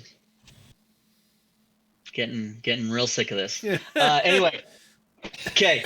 So there's 2 wolves against you 7. How do your dice know that you're supposed to be rolling low? Like, I changed my dice up. I'm rolling with these green bad boys today. And up until these last 2 rolls, they were being real nice to me. Although I will say that with your encounter with Ware, you were actually supposed to be in combat, but I rolled piss poor there too, so never mind. Not great the whole time. oh, he was supposed to fight You were us? supposed to attack us? No. I'll tell you after this. I'll tell you after the stream. It Okay. was gonna be cool. It was gonna be really badass, but instead you got the funny side. Anyway, so 2 wolves approach, and they are I'm not gonna. I didn't create like an encounter space for that. Because you're on a very tight path. There's not exactly anywhere to hide. You're in a dense forest on one side, a high mountain on the other side. The wolves are coming down the path at you, and essentially, you guys will be able to. Now, hold on. I just got to do one thing really quick. We roll for initiative. I can't remember. No, you don't roll for initiative in No, this. Initiative is constantly predetermined. is predetermined by some factors. But here's the one good thing for me: wolves have extremely high initiative, and in fact, they both will get to go right after our friend Bill. Dang. Oh, Yeah, because great. it's based on agility, isn't it? Yeah, it's perception plus agility. Ooh, I'm And after wolves. Cool. wolves, and agility is the edge. Wolves have 10 agility. Wow. It goes Bill, wolves, boom, cowboy. So that is the one thing I will say with the wolves is it will be extremely hard to hit them, but they're not. They're Strong. pretty. They're yeah. So you might Squishy miss a lot, but once you start hitting them, they're gonna go down pretty easily. Okay. Anyway, Bill, go ahead. Yeah, Bill's gonna pull out his little snub nose here Mm-hmm. and take a shot at. Oh, do we get free actions, right? No. Yeah, you get free actions. Whoa. Jedediah, your thingy telling you anything I should shoot at? Yeah, you can do the free action of looking at the vats. I'm not gonna use it right now. Just shoot it. Okay, so I just shoot. Okay. So I don't So remember. I roll- roll a d20 to hit, right? D20 to hit. Mhm. And I want a high, low number. Low number. I rolled a 4. Holy shit! Wow. Okay. Roll it again. Roll it again because this tells you where you hit. Another 4. Wait, what gun did he shoot with? My Snub snub nose. nose. The pistol. The 10 So millimeter? you hit it. You hit the torso. So It's basically a just 44. Oh, it's yeah. a 44. Yeah. So you hit the torso. Roll your d6. And then it's 66 damage. Roll the d6. 1d6. Roll the run What one type of d6 damage? first to see how much or if you do any damage at all. The lore's That's better. great. Sorry, I got to get all my other d6 out the way. I got everything ready. Yeah, just one d6 to start. So I knew I use a ton of d6. But okay, 1d6 and 3. Okay, so no you will damage. do double damage. Okay, roll your 66. It's a very slim chance that this thing survives. Are Wow, you one of using them the jumped. combat die results on page 29? I am not. I'm using my own method Okay. of calculating. Okay, let's see. It's on the spreadsheet, Josh. 10, 8, 10, 15. 15 damage? Yep. That Yeah, wolf- you blow a hole in that wolf. It yelps, collapses, and is very dead. Nice. We like dead wolves. Yeah, no, Okay. wolves, like I say, cannot believe you hit it because they're extremely hard to hit. But they're not gonna take much to do. Okay, so the wolf, the other wolf, his companion here. So you killed half of them already. Awesome. The second wolf charges straight at. Let's see. I would probably think that Colin would be in the front. He doesn't want to mess with Colin, so he's probably going at Boom. Actually, you're probably up towards the front as well, right, Boom? Probably. I mean, you're gonna throw your stuff, right? So Yeah, he's coming for you. Oh my gosh. Yeah, he misses. So he leaps at you. I rolled a 19. Oh wow. Symbiote. Seriously, where wanna are know- these you at wanna when know we're what the- playing D&D, man? You want to know what the best part about that is that I literally needed an 18 or lower because he's just biting. So he leaps at you. Somehow, probably because he's frightened by the loud noise, He misses, jumps right past your head, and lands in the middle of all of you. And he lets out a small yelp. Well, while he he's did. yelping, I think I'm next. Yep, you are next. And I'm just going to pull my pistol out and just fire. The 10 millimeter. Yep. Okay, take your shot. I rolled a 6. Oh my gosh. Yeah, you hit him. Hmm. How in the world are you guys? Ha! I rolled a 1 for max damage. Don't even bother rolling the damage. He's dead. Well, Just don't you even were supposed bother. to roll where you hit him first. Yeah, let's see He where I hit did. him. He rolled a 1. On the Uh, D20. Or wait, no, yeah, no, that's true. That's true. Headshot. Yeah, go ahead and roll that. It's not going to really matter though. Where you hit him. The body hit 14. So you hit his right front paw. Yeah, and you're doing max on everything, so that's 24 hit points of damage. Yeah. He's Yeah, you he's blast his leg off. Somehow you hit the joint just right. Separate the shoulder from his body with a 10 millimeter pistol somehow. And he falls down and bleeds out. And as in Boom Maybe- fashion, as he pulls that 10 millimeter back, he smells it and puts it back in his chest pouch. I did always Yeah. think that Fallout was a little funny that 10 millimeter was so weak because 10 millimeter in real life is not very weak. No. My 10 millimeter does some damage. Yeah. You probably would close range if a wolf was just kind of sitting there, you probably could take a wolf out pretty easily with 10 Easy, easy. super easy. Anyway, so that's all of them. I'm just going to point this out. I had the possibility of having you guys fight up to 12 wolves. And I got And we the got minimum freaking number. It was going to be this awesome thing where old Longfellow was going to pull out and just murder them all, but now it won't be that. He'll just Longfellow's watching this, and he's like, "Damn, those guys are good." Longfellow's watching this and he goes, 2 wolves? I can do that in my sleep. But good job, boys. Let's proceed. So you get to the fog condenser. Nothing else is there.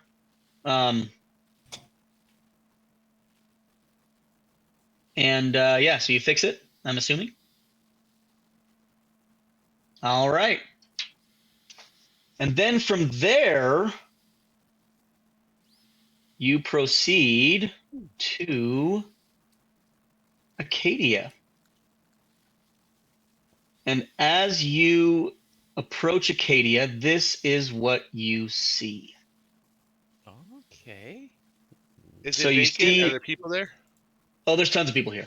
Tons of sense, right? Cool. Oh, it's the observatory. What's left Yep. of it? Yep. So as you approach, you see there's kind of a makeshift wall around it, but there's no real guards. It's kind of interesting. But that there's this wall and it's just kind of right there, and so it's just nothing really there. And then as you approach, you come in through the main gate, which is this right over here. So you're walking through there, and then as you approach the stairs, there is a small intercom, and you hear from the other side a female voice that says, "Please state your business, or you will not be admitted." What are we here for? I don't It was know. it was one of our missions. Yeah, It was Scott, So- what are we here for? we're here to see if We're- we can find out who. We're here to talk with a couple of people. Is Dima available? We were sent here by the Mariner. We need to talk to Dima. Oh, the Mariner sent you. Yeah. Okay. What for? Well, If the Mariner sent you, then you pretty much have all we need. But Part of it was what? we had to fix the condensers on the way up. Oh, okay. You guys are part of the fog condenser repair group. I haven't seen you Yeah. guys around, so this is odd. We're new. We're new. But yeah, we were sent up there, and then we're supposed to talk to Dima. I'm actually really excited to talk to Dima because I heard Dima's the one who created the fog condensers. I thought it You was heard the Mariner. correct. We geeked out last night a lot. You heard correct. And Dima is the one who invented the fog condensers, but Mariner is the one who put them to reality, we can say. The schematics, though, were Dima's. well, I just need to talk to Dima about something that Mariner and I were working on last night. I think Dima's gonna be really excited. Interesting. Okay. Also, So you're here to talk about fog condensers? that's part of it. That's part of it. The other thing is Bill here. Um, he's our good friend, and he was told that this is probably the best place for him to come. He Find needs some upgrade help parts. on some repairs, and then the final thing is Captain Avery has actually asked us to try and help figure out what's going on the island so that we can, get to the bottom of the attacks that are happening on everybody. So we would Well, love all I to know, figure that all out. I know is I'm a little concerned that the children of Adam aren't exactly respecting our That's what we hear. agreement. We hear. But Dima has assured me that that violence at this moment is not needed. But we'll see. Would it be possible to talk in person instead of over at the PA? So Yes, of course. But I do have one question for you. ask away. Do you have a Geiger counter? Aren't those built into the Pip Boys? This is a code from the Railroad Boys. We're going to answer with our answer Mm-hmm. that you have said before. Mine is in the shop. Oh, yeah, mine is in the shop. I knew it. All right. Yep. Tactical Team 1, I assume. Mm-hmm. Yeah, that'd be us. All right. Good to see you, boys. Come on in. Sweet. And who are we talking to? This is Chase. Hey, Chase. You might not remember Chase, but anyway, so you move to the entrance. Look at all these pictures you have. I love it. I know this is fun. This is fun. I had a lot of fun setting this up. I mean, I had a whole month, so plenty of time to put all this together. Anyways, yeah. So you guys come to the entrance, and as you get to the entrance, the door opens automatically. But you can tell that there are some extremely heavy locks on this bad boy. There's like 3 bars that look like they have been cocked back.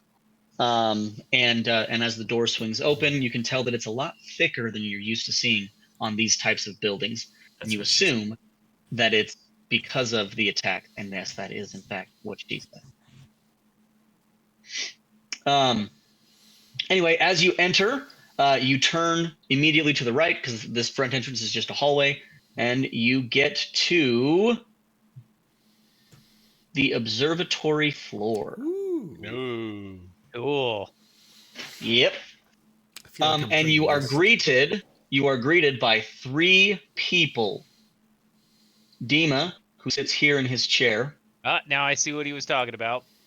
Faraday, who stands right here next to him. I'm gonna go talk And to him. Chase, who is out front, standing as a bodyguard, and you recognize the outfit immediately as that of an Institute courser, which are essentially, for those of you that don't know a lot about Fallout 4, coursers are the Institute hitmen. Ooh. So she's a former Institute hitman, which is what you immediately surmise, because cool. obviously, if she's working with these guys, she's not working with the Institute.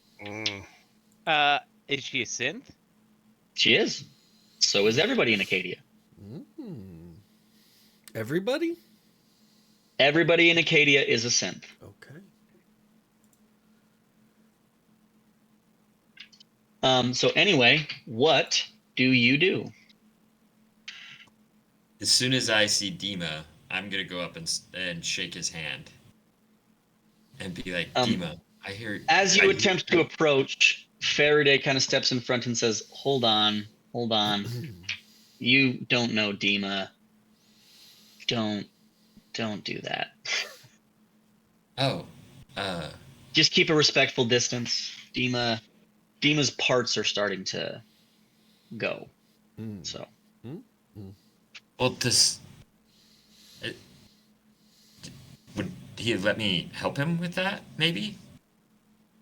it's possible. It's possible, but we're in the process already. Anyway, and then Chase comes up and kind of stands in between as well.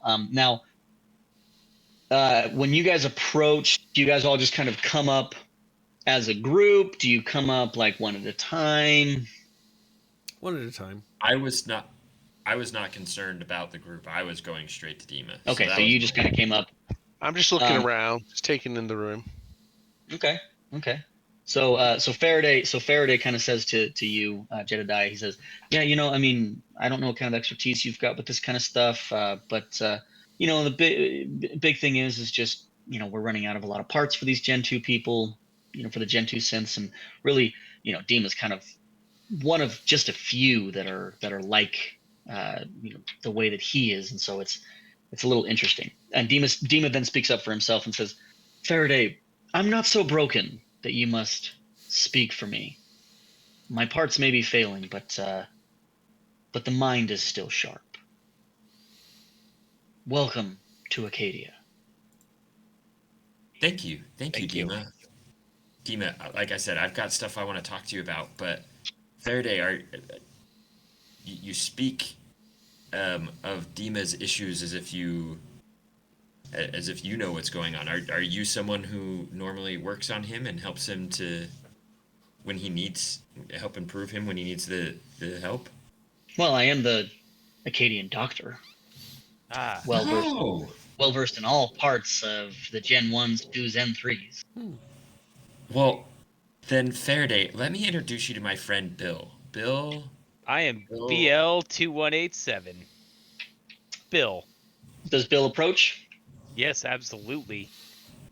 As Bill approaches, Roll Dima for initiative. stands up, which is not something he's supposed to do because, again, his parts are failing. And he says, Bill? Is that you? Yes, I am Bill, but I have no memory. It's been erased somehow, and I don't know how.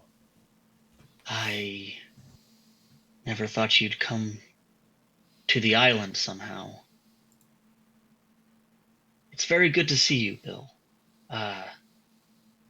You wouldn't remember, but you, myself, and Detective from the Commonwealth are as close to brothers as our kind could be.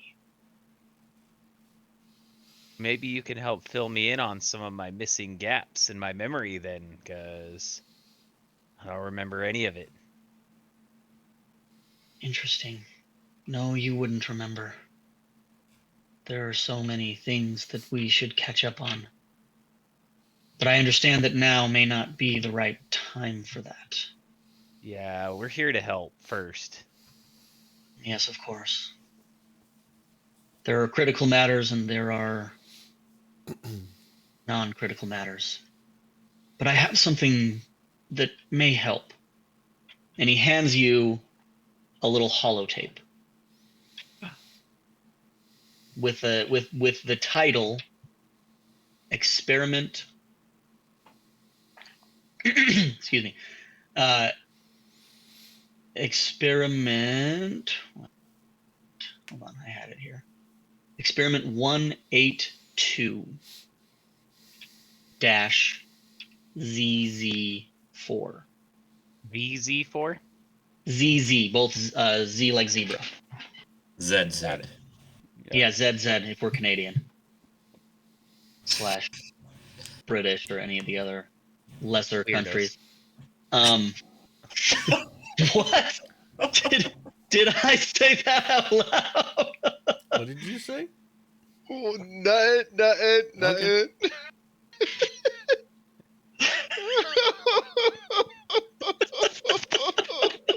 What I miss? Oh was- man. Okay. I It was was just pretty putting funny. down other nations. All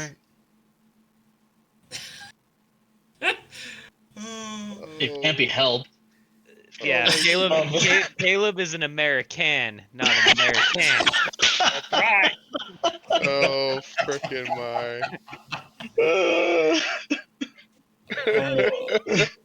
Oh man. I'm just man. saying, Canada. Come on, man. You're not even in the right place. The 51st state. 51st state. Yep. Either pay tariffs or become the 51st state. That was the option. That were the options that were given last week. All right.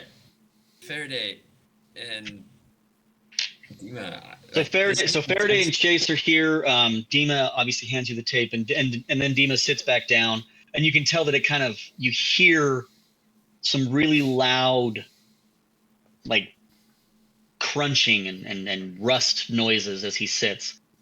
And he as he sits, you notice that a few plugs come into these components on his neck, and the components on his neck light bulbs all around his body. And he says, "I'm sure that this is a sight. These are the ways that I keep my consciousness going, even though my body is failing. Now, what? How can I help? What do you need?" Well, first off, did you guys happen? I know there was a rifle found. Do you still have that rifle? The rifle that was used in the attacks that you guys found that belongs to the children of Adam. We've been attacked by many rifles. That particular one, you'll have to ask Chase. She was the one who quelled the attack, and she could better answer your question. Oh, Chase, we are going to have some conversations. Yes, we will. I wanna Anyway, hear all so about this. we will sit and speak. But Dima says, now what else? Aside from the rifle, I understand that Desdemona reached out to me through several means of communication. My suspicions are that someone is framing us in Acadia for some of these attacks, and maybe doing something extremely unethical to the missing synths that we have. We did find the synth component of one of the synths that we had sent among some corpses a while back. Is this one of the synths that has gone missing? It was, yes. It was the component of one of the 5, yes. And he gestures to Faraday, and Faraday pulls out. It's a tiny little device. It's basically a little computer. It looks like a computer chip, essentially. And he shows it to you, and he shows you the serial number on it. And he says, this was found from one of the synths. We phoned it, or we messaged it back to Desdemona, and she confirmed that it was one that had been sent recently. Now, as you all in the railroad know, you can't pull out a synth component without killing a synth. This is essentially the top vertebrae that connects to the processor that would be called the brain in a human. Yeah. And you found it amongst some corpses? We found it amongst some corpses after one of the attacks on us. Interesting. So what kind of corpses were they? Other synth corpses, or was it mixed amongst other creatures? Or See, that's the part that's interesting. One of them, there were 4 corpses in all. One of the corpses was dressed in nothing special, a flannel shirt, something that maybe a harborman would wear. No synth component within that one. One of the other corpses was dressed very similar to one of the railroad members. To be honest, it was very interesting, and no synth component in that one. One of them was dressed as a trapper. I'm sure that you've heard the stories of the cannibals of the island. No synth component in that one. But the synth component was found in one that was dressed as a child of Adam, which was odd to say the least.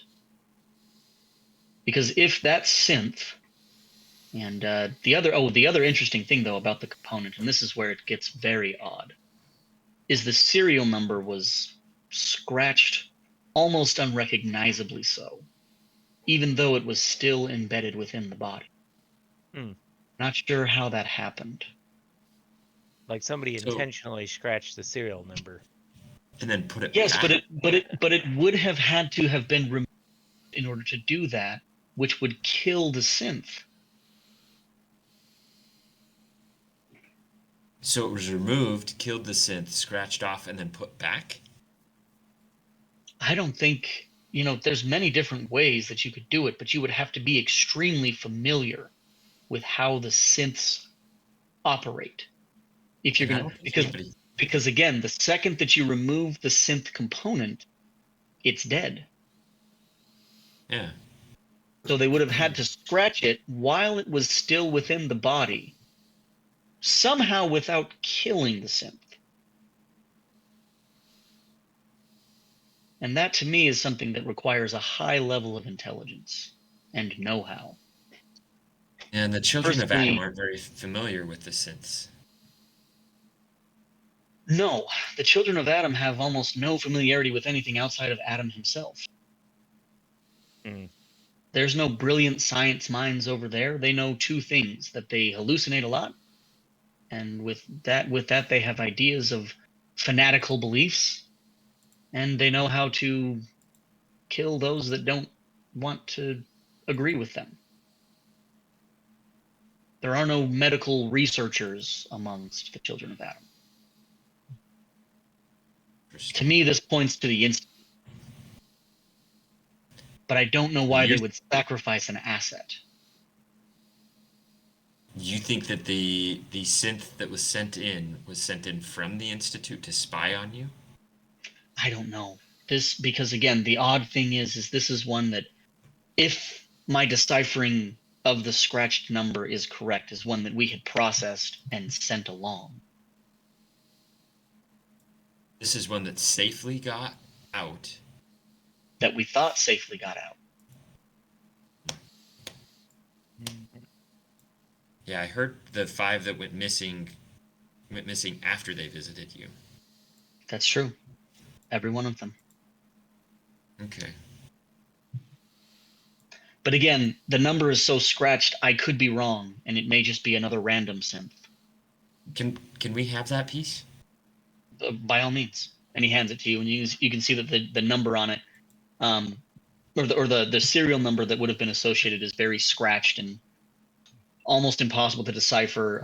There's certain parts of it, and this is where, once again, it's very interesting, because the way that the serial code was scratched suggests that the first number could be a Z or a 7. The second one could be an L or a 1. The third one could be an 8, a 3, an O.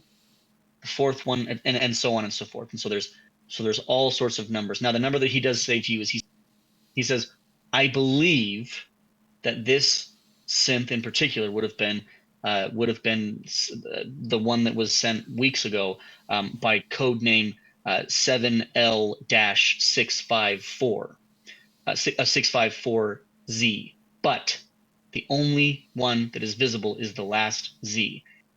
Now, my reasoning for thinking that it's him is a last number, or a last digit Z, is very uncommon. We don't see them very often. Okay.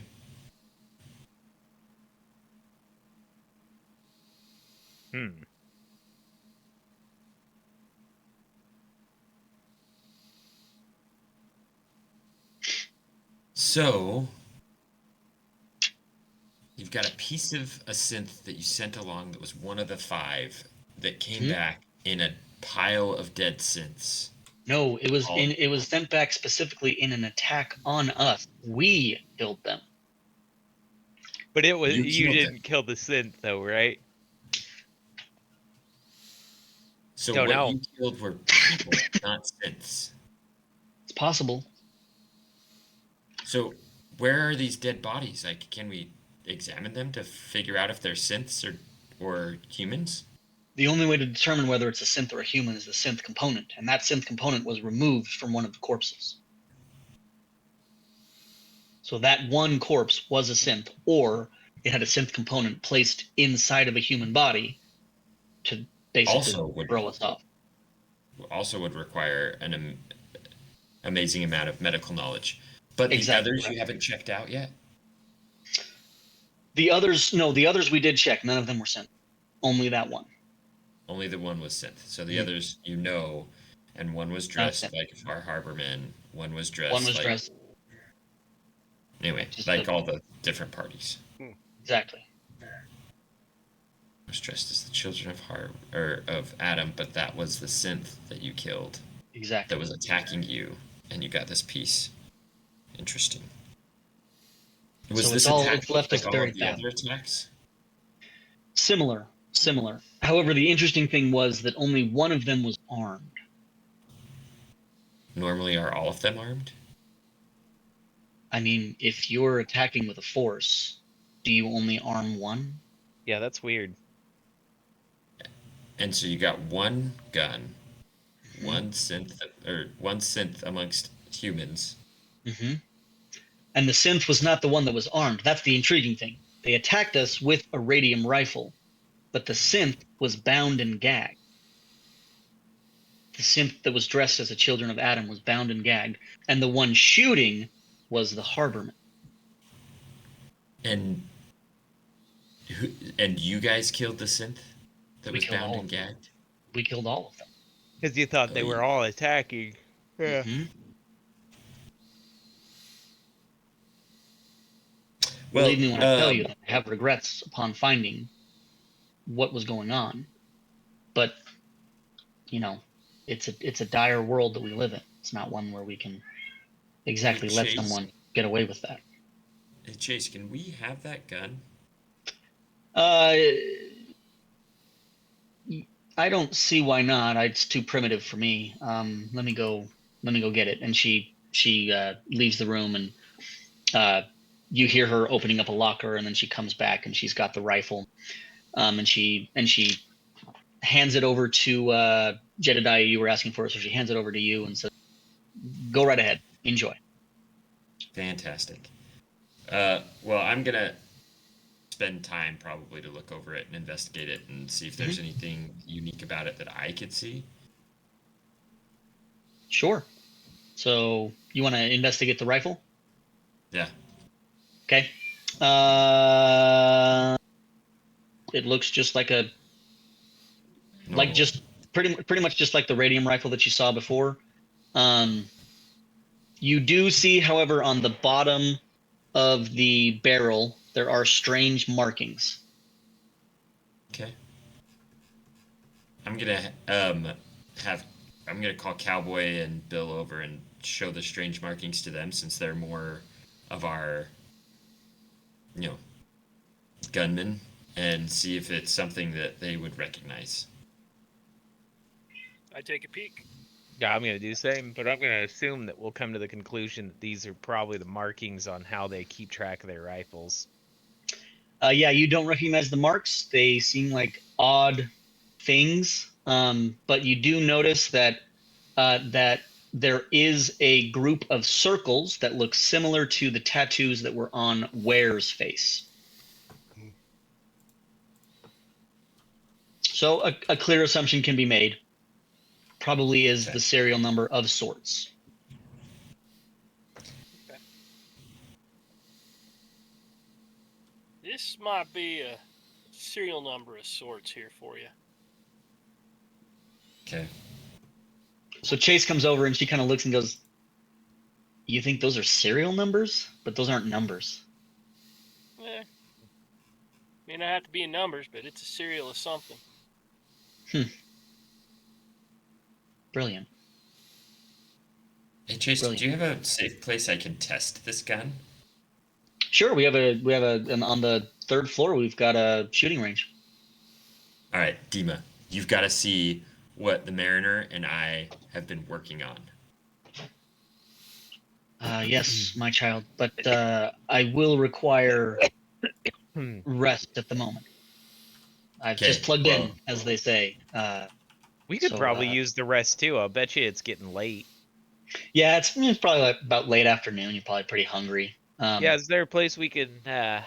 I don't eat, but my homies here probably could Yeah, use let's some food. if we can get some Yes, chow and maybe just fact- rest yeah, somewhere. let's Chase, would you Faraday, show them before- to some of the areas where they can rest, recoup, trade if they so desire, and Bill, maybe you and I can talk. Yeah, Yes. Dima, I would love that. And Faraday, do you mind taking a look, since you're the resident doctor?